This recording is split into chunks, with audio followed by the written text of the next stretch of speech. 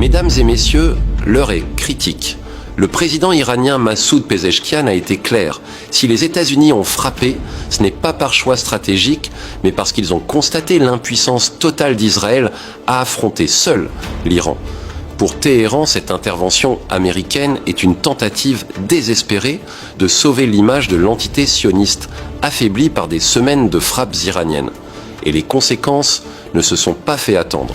Avant d'aller plus loin, pensez à liker cette vidéo, à la partager massivement autour de vous et à vous abonner à notre chaîne pour ne rien manquer des prochains développements. Ce que vous allez entendre maintenant dépasse la simple actualité, c'est peut-être le début d'un basculement mondial.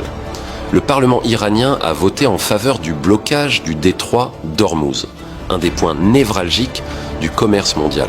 Cette décision historique appartient désormais au Conseil de sécurité nationale iranien. Rappelons que 20% du pétrole mondial transite par ce passage. Les experts préviennent, en cas de fermeture, le prix du baril pourrait grimper à 250 $, voire 300 selon le ministère irakien des Affaires étrangères. JP Morgan annonce au moins 130 $ en cas de conflit généralisé. Ce serait un choc économique mondial. Mais pour Washington, bloquer le détroit, c'est un suicide économique pour l'Iran. Le vice-président Vance prévient, cela ne ferait qu'aggraver la crise interne de Téhéran. Des missiles iraniens ont dévasté des infrastructures en Israël. L'ancien bâtiment ferroviaire de Ramat Aviv a été totalement détruit. Près de 400 villes, de Haïfa à Jérusalem, ont déclenché des sirènes d'alerte. Un état d'urgence jamais vu depuis des décennies. Mais ce n'est pas tout.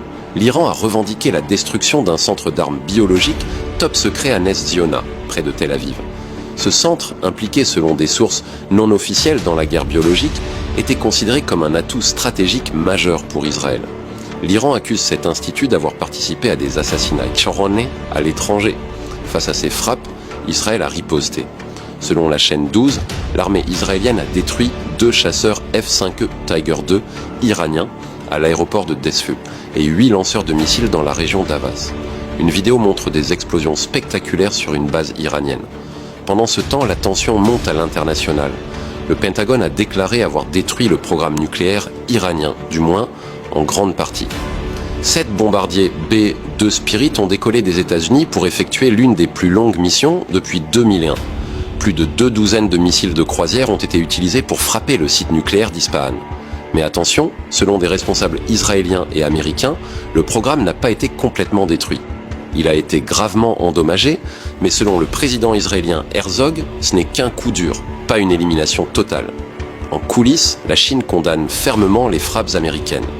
Le ministère chinois des Affaires étrangères appelle à un cessez-le-feu immédiat, dénonçant une violation grave du droit international.